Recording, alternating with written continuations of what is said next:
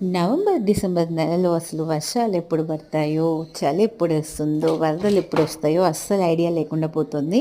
అసలు చెన్నైలో winter season అని ఒకటి కనిపించనే కనిపించదు. కానీ ఈ సంవత్సరం అయితే క్లైమేట్ చాలా చాలా అద్భుతంగా ఉంది.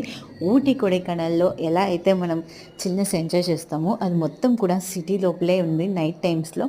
అసలు డే టైమ్‌లో కూడా ఇంత చలి ఇక్కడ చెన్నైలో చలా అన్నట్టుగా ఉంది.